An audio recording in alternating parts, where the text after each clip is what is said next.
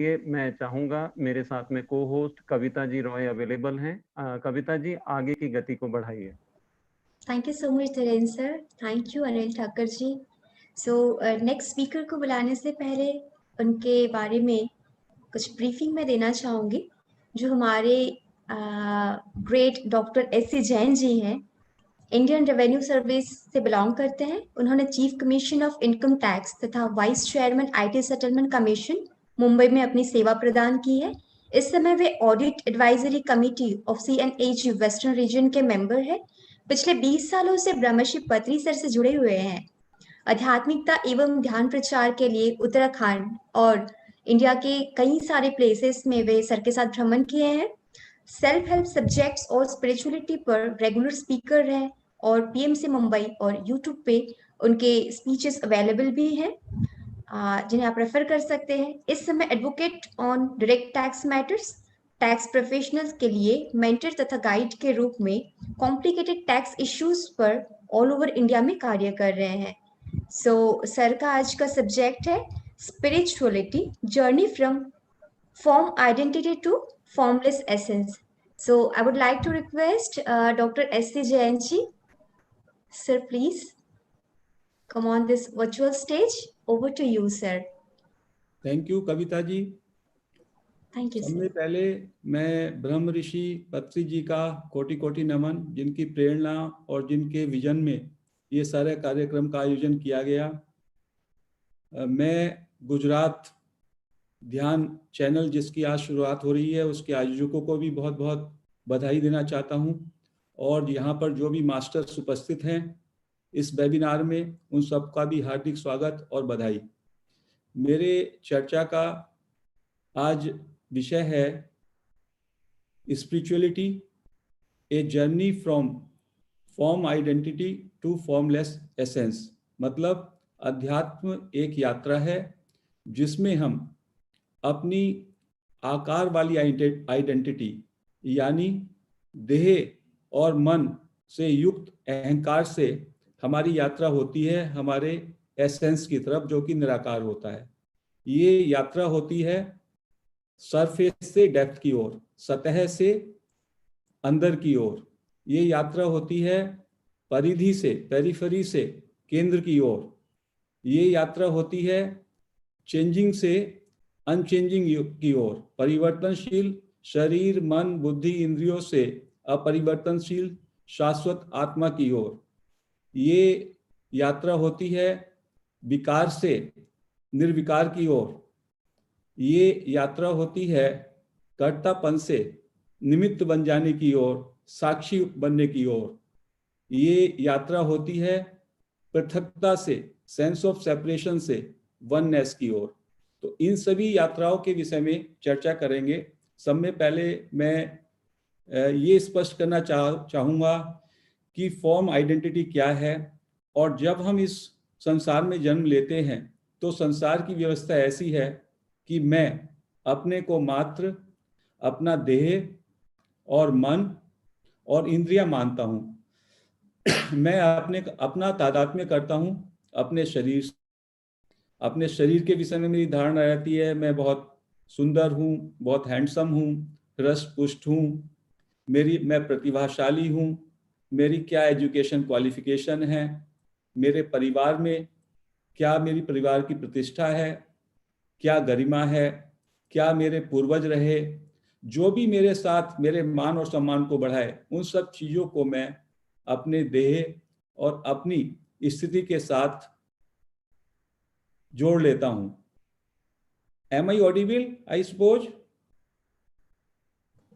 Yes Sir, sir, you're audible. perfectly audible. थोड़ा सा voice अगर रेज कर सकते हैं तो बहुत अच्छा रहेगा। I'll do that. Fine, fine. Thank you sir. It is good. तो मुझको अपना देह से संबंधित जो भी मेरा संपन्नता है, मेरे एसेट्स हैं, जिसको मैं मेरा कह सकता हूं भौतिक जगत में, उन सब की के विषय में भी मेरा तादात्म्य रहता है। मेरा मकान, मेरा परिवार, मेरे क्वालिफिकेशन, मैंने जो जो कुछ भी हासिल किया, यानी मैंने अब तक अपने जन्म से लेकर जो जो भी चीज़ें हासिल की वो, और जो मुझको अपने पूर्वजों से मिला वो सब मैं अपना मानता हूँ, उससे मेरा तादात्म्य होता है। ऐसी मन के स्तर पर जो भी मेरी धारणाएं हैं, जो भी मेरी बिलीफ सिस्टम है, जो भी मेरी मान्यताएं हैं, मैं जैन हूँ, मैं नॉन वायलेंस को बिलीव करता हूँ, सत्य को बिलीव करता हूँ, मैं महावीर का फॉलोअर हूँ, मैं बुद्ध हूँ, बुद्धिस्ट हूँ। जो भी मेरी मान्यताएं धार्मिक रूप में हैं, उनके विषय में भी मेरा मन में एक ईगो का एक अहंकार होता है कि मेरी मान्यताएं दूसरी मान्यताओं से भिन्न होते हुए उनसे श्रेष्ठ हैं।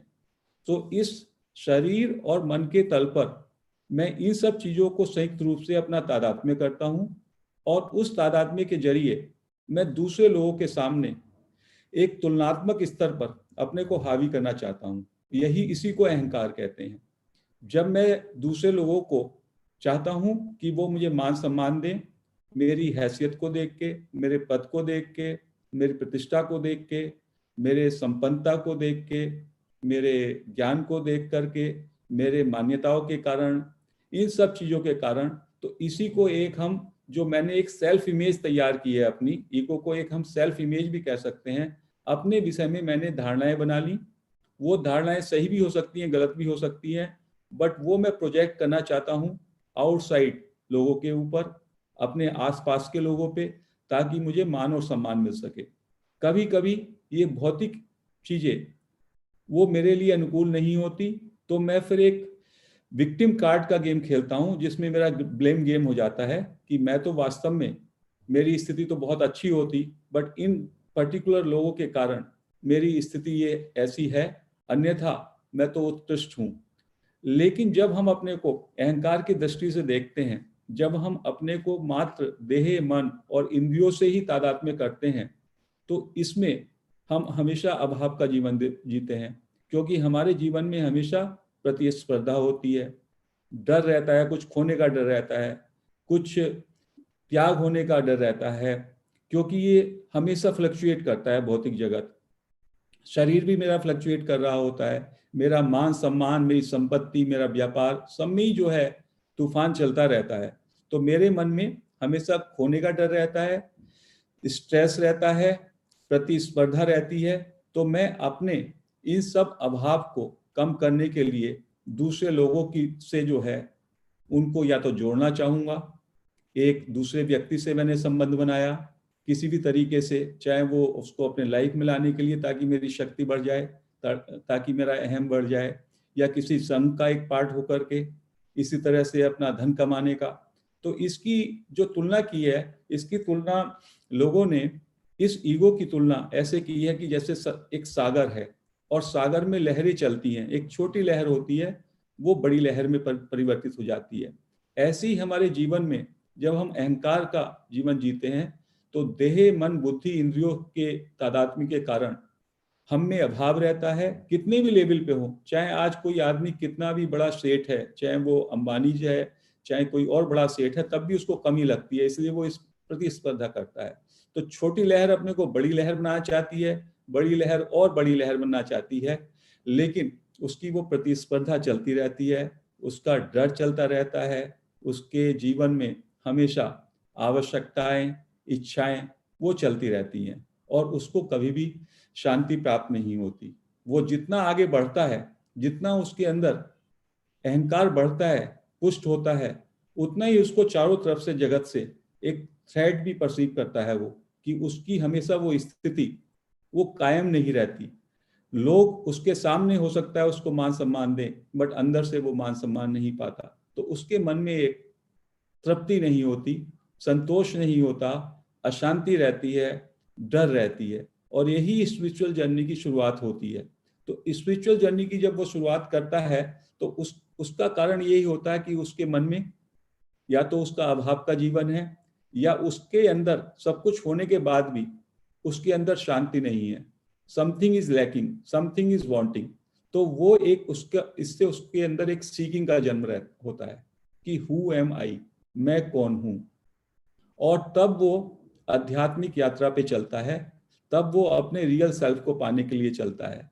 तो इसके लिए कहते हैं इस यात्रा को you without you, there are two you, दो तुम हो। एक तो वो तुम जो अहंकार युक्त तुम हो, जिसमें आप केवल अपने को मन, बुद्धि, इंद्रियां इनका संयोजन मानते हो और अपना आउटसाइड वर्ड से मैं, मेरा और मुझे जो चाहिए केवल भौतिक पदार्थों से, ये एक वस्तुपरक सोच है, वो हो गया आपका ऊपरी तुम, या मैं विदाउट मैं बिना मैं के। तो दो मैं है और दो ही तुम है, यू विदाउट यू। तो जो आपका यात्रा है, उस यात्रा में चूंकि आप जो ये आवरण का यू है, तुम है, इससे आपको संतुष्टि नहीं होती, अहंकार से आपकी संतुष्टि नहीं होती, तब आप इस खोज में लगते हैं कि वास्तव में आपका सार क्या है, वास्तव में what is your real self, that is the seeking. जब आप में जिज्ञासा शुरू होती है तो आपको कोई सीकर मिलेगा, आपके जीवन में एक जिज्ञासु मिलेगा जो आपको बताएगा, यस मुझे भी ऐसा महसूस हुआ था, मेरे मन में भी फ्रस्ट्रेशन था, मेरे मन में भी अशांति थी। तो आप उसका मार्ग पकड़ लेते हैं जिस मार्ग पे वो जिज्ञासु जा रहा है। या आपके जीवन में कोई बुद्ध पुरुष आ जाएगा, जैसे पत्री जी आ गए, उन्होंने एक ध्यान का मार्ग बता दिया, या कोई संत आ जाएगा, या आप कोई बुक्स ऐसी आपके जीवन में आ जाएगी। कितने लोग ऑटोबायोग्राफी ऑफ योगी उन्होंने पढ़ी, उनके जीवन में एकदम परिवर्तन आ गया। तो कुछ ऐसा घटित होगा, या तो वो बुक्स के माध्यम से, या किसी व्यक्ति के माध्यम से, या किसी बुद्ध पुरुष के माध्यम से, या आजकल इतना ये जो मीडिया है उस पर भी कोई इंफॉर्मेशन है, उसके माध्यम से आपके अंदर एक इग्निशन होगा, अंदर से एक कुछ ऐसा लगेगा कि अभाव के कारण आप एक सीकिंग में जाएंगे। There will be an urge to know your real self. आप वास्तव में क्या हैं, सार रूप में आप क्या हैं, उसको जानने की आपके अंदर चाह होगी, और यही अध्यात्म की यात्रा की शुरुआत है। ऐसा भी होता है कभी कभी कि वो व्यक्ति इतना फ्रस्ट्रेट हो जाता है जब वो अहंकार के एकदम उत्कर्ष पे होता है, अहंकार की पराकाष्ठा पे होता है, तो उसको कभी फ्रस्ट्रेशन में वो बहुत डिप्रेशन में चला जाता है, यहाँ तक वो सुसाइड करने की कगार पे चला जाता है। और कभी कभी ऐसे क्षणों में उसके अंदर एकदम विस्फोट होता है और वो अपने रियल सेल्फ पे चला जाता है, उसका सेल्फ रियलाइजेशन हो जाता है। बट ये इस तरह की जो स्थितियां हैं, इस तरह की घटनाएं कम है। जनरली हम लोगों की आध्यात्मिक यात्रा ऐसी होती है, तो सुना तो मस्त खाना।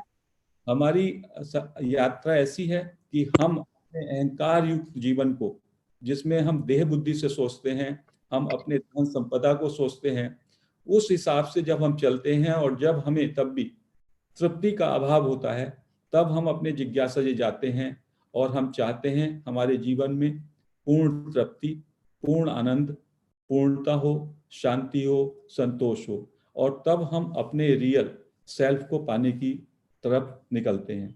नाउ जो ये रियल सेल्फ है, एसेंस है, ये जैसा हम जानते हैं, चूंकि सभी लोग ध्यान करते हैं, इसका मतलब है कि मैं वास्तव में जो मेरा केंद्र है वो इसी को हम आत्मा कहते हैं, उसको जीवात्मा भी कहते हैं, वो परम चैतन्य है, उसका स्वभाव, उसको अवेयरनेस भी कहा गया है, उसको साक्षी भाव भी कहा गया है कि साक्षी में you be just a witness.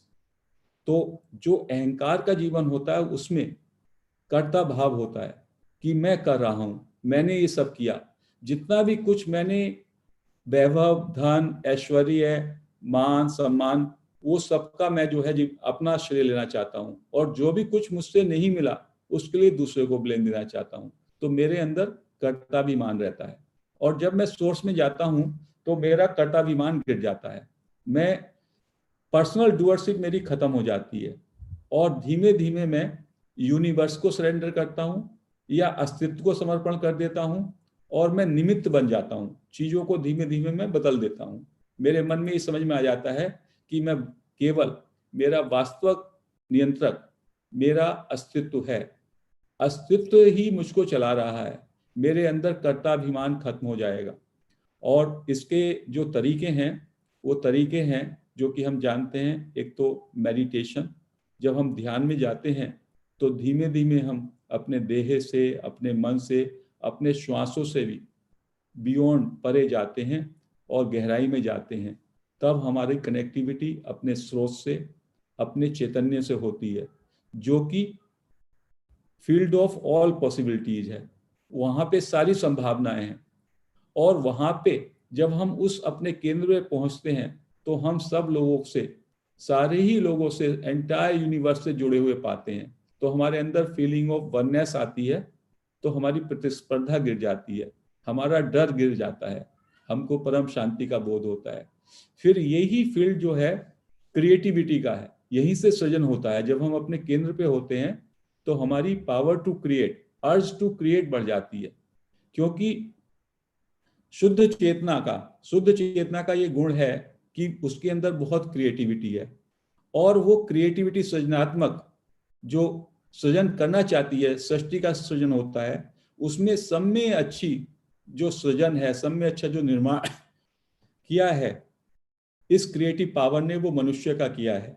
क्योंकि मनुष्य ही एक ऐसा प्राणी है जो कि who can be aware of himself, जो कि who can be aware of the self, उसी में सेल्फ अवेयरनेस आ सकती है।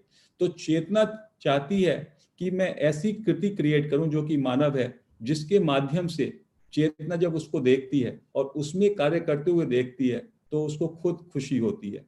इसलिए मास्टर्स कहते हैं कि एक व्यक्ति जब अपने केंद्र पे होता है तो वो न केवल उससे उसके अंदर सेल्फ रियलाइजेशन होता है, बल्कि वो जो चारों तरफ जितना भी कुछ और प्राणी हैं और जीव जंतु हैं, वो सबको उसके आभा मंडल से वो ऊर्जा मिलती है, जिससे उनकी चेतना भी बलवती होती है। आजकल हमारा प्लेनेट अर्थ बहुत बड़े ट्रांसफॉर्मेशन में जा रहा है, वाइब्रेशन लेवल बढ़ गया है। और पहले मास्टर्स ने कही, बहुत पहले ये बात कही कि हम लोग केंद्र में होते हैं तो हम पूर्ण हैं, पूर्णता का बोध होता है, बट अभी भी हम में बहुत कुछ करना बाकी है। इसलिए इसको एक वेस्टर्न मास्टर ने कहा कि we are work in process, human being is a work in process. अभी फिनिश प्रोडक्ट नहीं हुआ। जैसे मैन्युफैक्चरिंग में होता है कि हमने किसी रॉ मटेरियल पे काम किया तो उससे थोड़ा तो उसमें काम हुआ, वो अनफिनिश हुआ, बट अभी उस पर और भी काम करना बाकी है। इसी तरीके से हम लोगों पे, मानव जाति को, हर एक ह्यूमन बीइंग को अपने ऊपर बहुत काम करना बाकी है।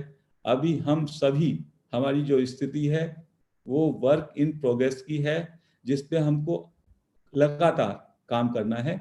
उसके लिए बहुत सारे हमारे माइंड में, क्योंकि ये सारा कार्य करने के लिए मन को हमें क्वाइट भी करना है, और मन ही इसका माध्यम है जिसके माध्यम से होगा।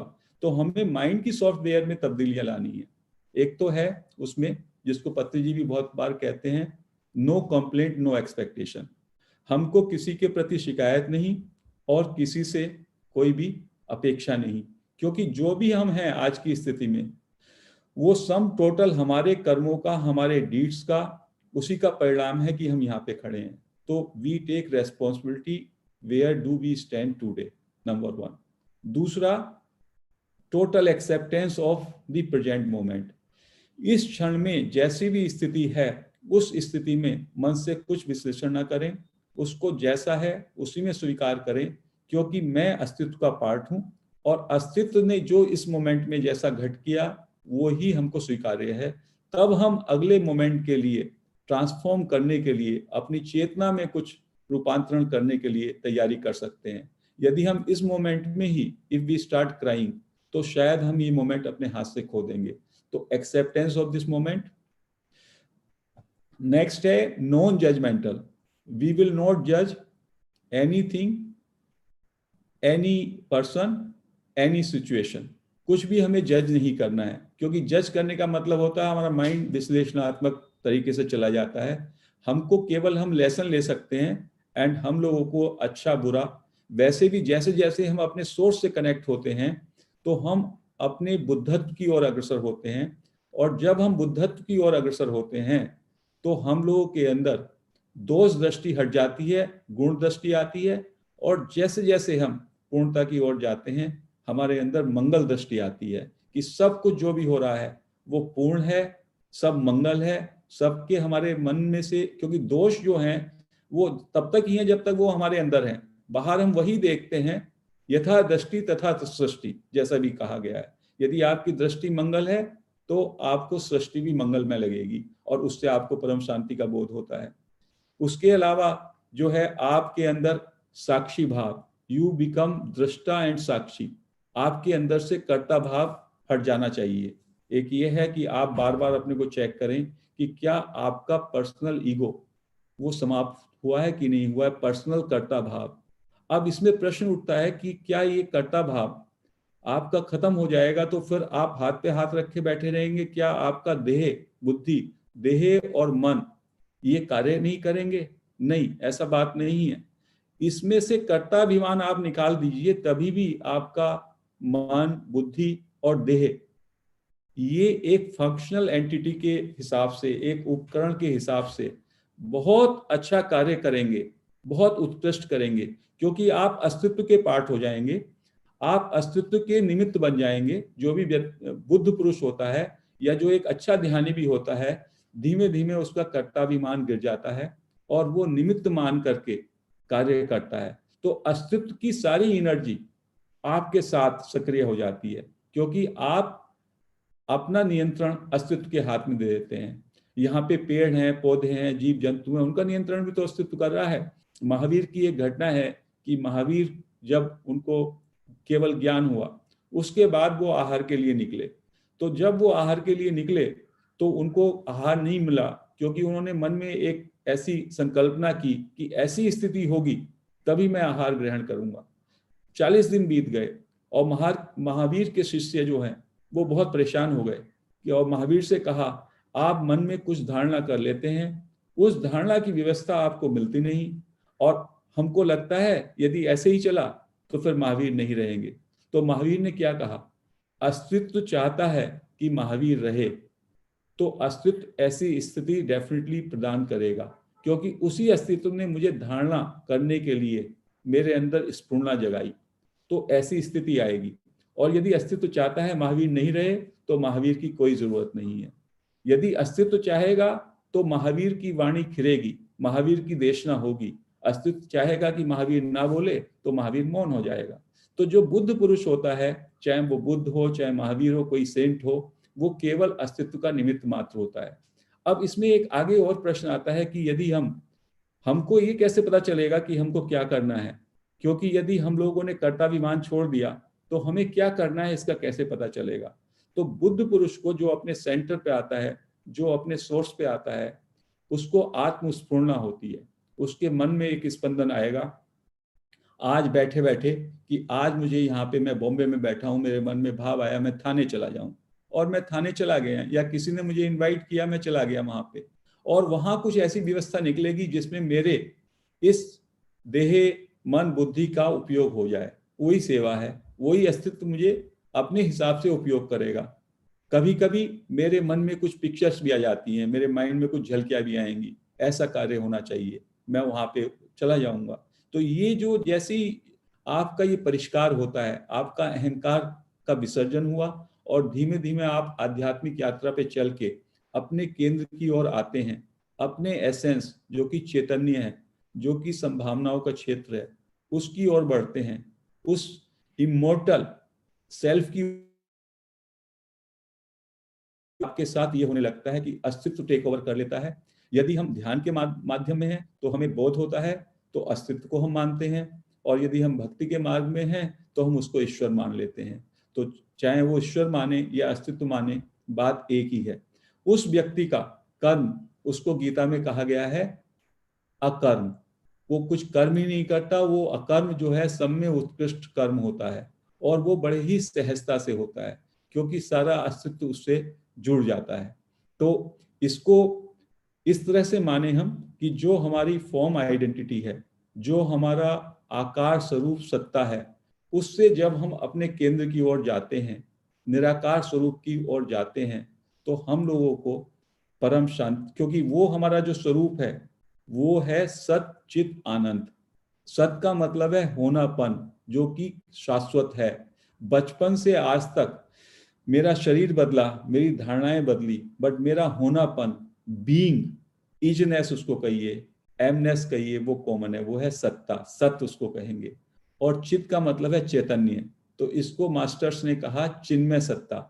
मेरा जो चिन्मय सत्ता है, इमोर्टल सेल चैतन्य, वो क्रिएटिव है, डायनामिक है, संभावनाओं का क्षेत्र है, और मेरा वो वास्तविक स्वरूप है। सो यू विदाउट यू, अध्यात्म की यात्रा में आपको अपने एक यू को, जो कि आपने फाल्स यू, फाल्स इमेज धारण की हुई है, उसका विसर्जन करना है, ताकि आप रियल अपने स्वरूप में स्थित हो सकें, जो कि सच्चित आनंद स्वरूप है, जहां पे आप जब पहुंच जाते हैं तो आपको फिर कुछ करने की जरूरत ही नहीं रहती।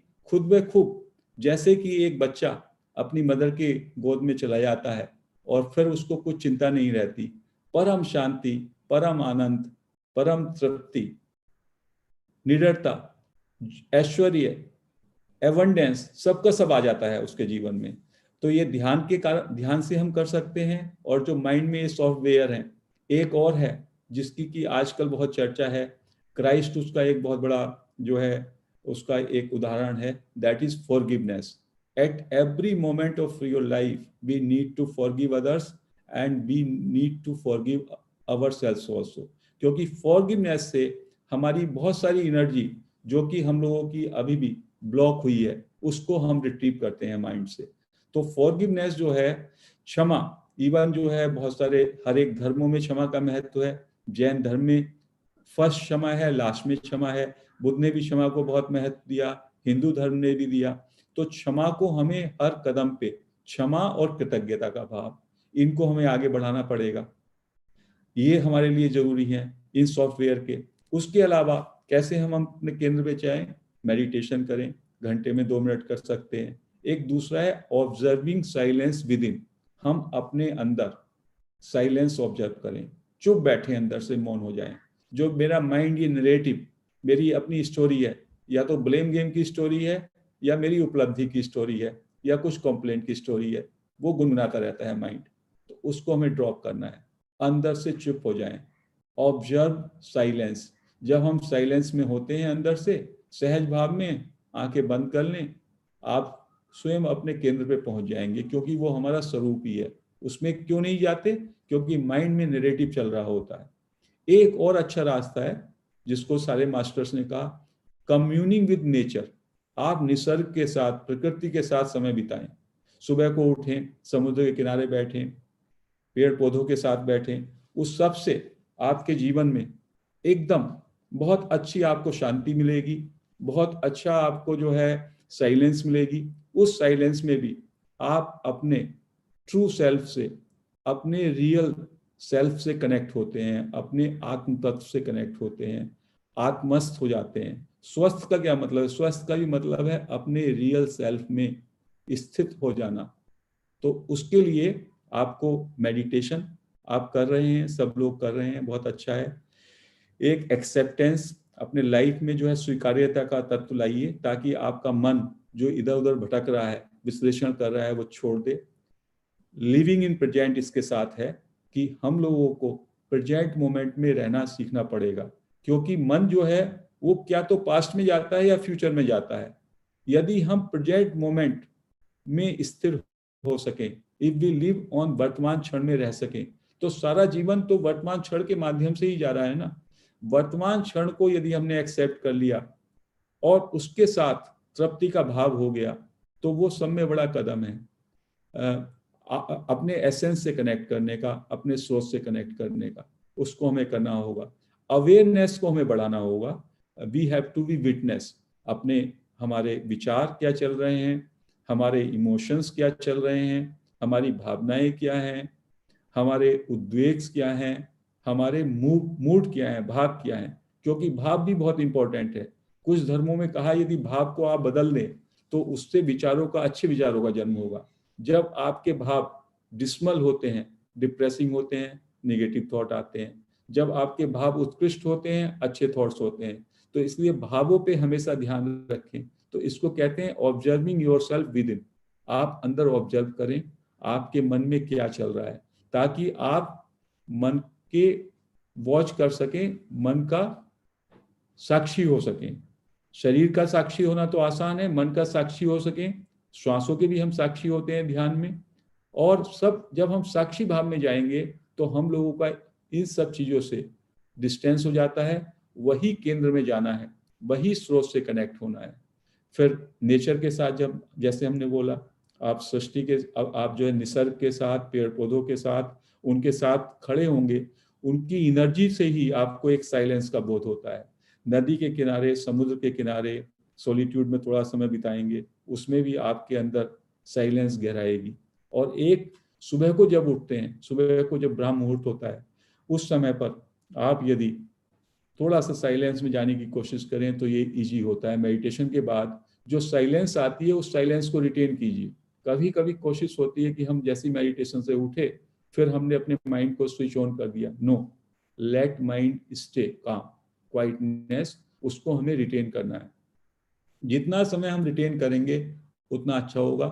मैं तो ये कहूँगा कि यदि आप लोग बहुत समय से ध्यान कर रहे हैं तो ध्यान करने की चीज़ नहीं है, ध्यान जो है होने की चीज़ है। आपको ध्यान में 24 आवर्स रहना है ताकि आप अपने केंद्र से जुड़े रहें। जैसे ही आप केंद्र से जुड़ेंगे परिधि अच्छी चलेगी। केंद्र पे स्थिर होकर के हम परिधि का बहुत अच्छा ध्यान रख सकते हैं। यदि हम एसेंस से कनेक्ट हो जाएं तो जो भी हमें जीवन में चाहिए, अस्तित्व हमको सब कुछ देगा। हमें हमेशा तृप्ति का बोध रहेगा और वही आध्यात्मिक यात्रा है।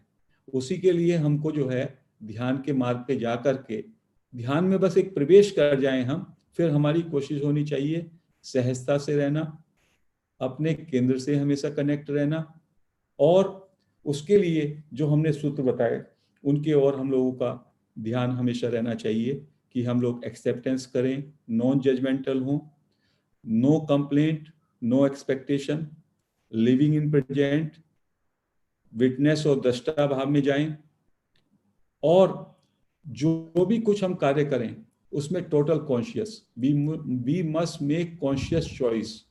हर एक जो भी हम कर्म करते हैं उस कर्म में जब हम वो चॉइस करते हैं उस मोमेंट में, तो we have infinite choices before us. एक जागृत मनुष्य जो है, जो केंद्र पे होता है, वो उसमें से सर्वोत्कृष्ट चॉइस ही जो है कॉन्शियस चॉइस बनाता है। और मूर्छा वाला जो है वो रिएक्शन में या वो रिफ्लेक्स एक्शन में, मूर्छित व्यक्ति कोई भी चॉइस ऐसी कर लेता है जिससे वो आगे बंधनकारी होती है। तो कॉन्शियस चॉइस क्या है? कॉन्शियस चॉइस के लिए कहा गया है, आप सोचें कि यदि ये चॉइस करने से मैं और मेरे चारों जो भी लोग हैं उन सब का कल्याण हो रहा है, तो वास्तव में वो चॉइस उत्कृष्ट है। या इसको दूसरी तरीके से भी कुछ मास्टर्स ने कहा, जब आप किसी चॉइस को करने वाले हैं तो उस समय पर ये आप सोचिए कि यदि मैं ये चॉइस करूंगा तो, और थोड़ा अपने हृदय केंद्र पे जाइए, वहां पे कैसा सेंसेशन हो रहा है। यदि अंदर से आपको एक कंफर्ट की जो है फीलिंग हो रही है तो that choice is good, you can go ahead. But यदि किसी भी चॉइस में आपको लगता है किसी का भी नुकसान हो रहा है, किसी का भी अनित हो रहा है, तो फिर वास्तव में वो चॉइस सही नहीं है। तो हमको हर एक कर्म कॉन्शियसली करना पड़ेगा, वर्तमान क्षण में रहना पड़ेगा।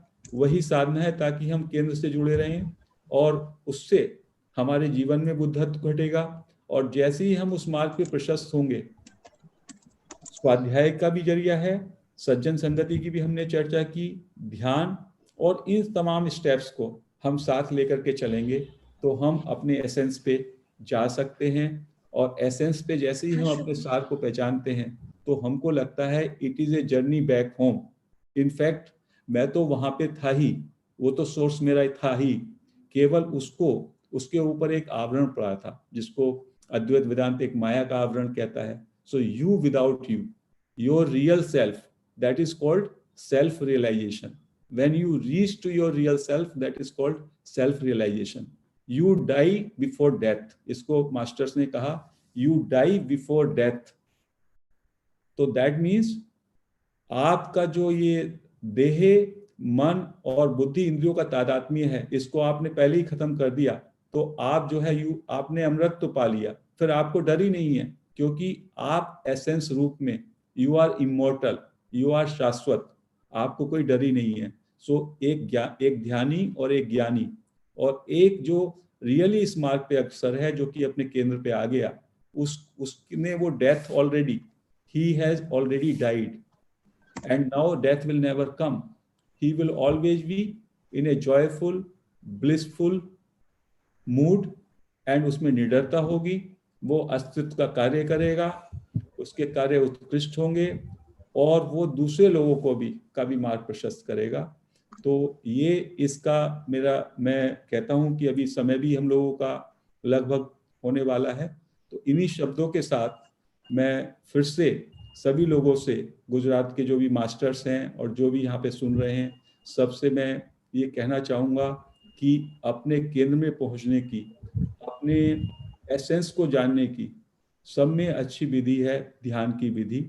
और ध्यान की भी जो विधि हमको इस प्लेटफॉर्म से पत्री सर ने दी है वो बड़ी ही निरपेक्ष है, बहुत ही शाश्वत विधि है जो गौतम बुद्ध ने दी। और उस विधि में जैसे भी आप हो आगे बढ़ सकते हैं। अल्टीमेट उसका गोल है कि आपके अंदर परम विश्रांति आए, मौन घटे, ताकि आप अपने केंद्र पे स्थिर हो सके। केंद्र पे स्थित होकर के आपका जो है दुनियादारी भी, दीनदारी भी अच्छा हो गया, दुनियादारी खुद ब खुद अच्छी हो जाएगी। The moment you are at centre, your periphery is also taken care of. केवल आपका पर्सनल डूअरशिप खत्म हो जाएगा, आपका मन बुद्धि देह सबसे आप बड़े ही उत्कृष्ट तरीके से काम करेंगे। आपके अंदर समत्व आ जाएगा, योग है कर्म सुकौशलम, कर्मों में कुशलता आ जाएगी। और उससे न केवल आप अपने लिए बल्कि अपने चारों ओर का जो भी आपकी सराउंडिंग्स हैं, सारा समाज के लिए, सबके लिए एक बुद्धत्व का रास्ता प्रशस्त करेंगे। यहीं पर मैं अपनी वाणी को विराम देता हूँ। Thank you so much Jain sir. It was such a wonderful session. आपने बहुत ही प्यारे तरीके से ये पूरे सब्जेक्ट को लिया है और बहुत इजीली ये चीज़ समझा दिया है। और हम ये समझते हैं कि वाकई में लाइफ को जीने के लिए ये सारे प्रिंसिपल्स एट द एंड आनापानासती इन किस तरह से जुड़ के हम लोग इतने ब्यूटीफुल चीज को लाइफ में अपना सकते हैं। So form identity to formless essence तक हम इस तरह से पहुंच सकते हैं। Thank you so much sir. We are really delighted with your presence. And next speaker जो है हमारे साथ अब है संजय त्रिवेदी जी, जो पिरामिड एनर्जी पर हम सबको बताएंगे। सो संजय त्रिवेदी सर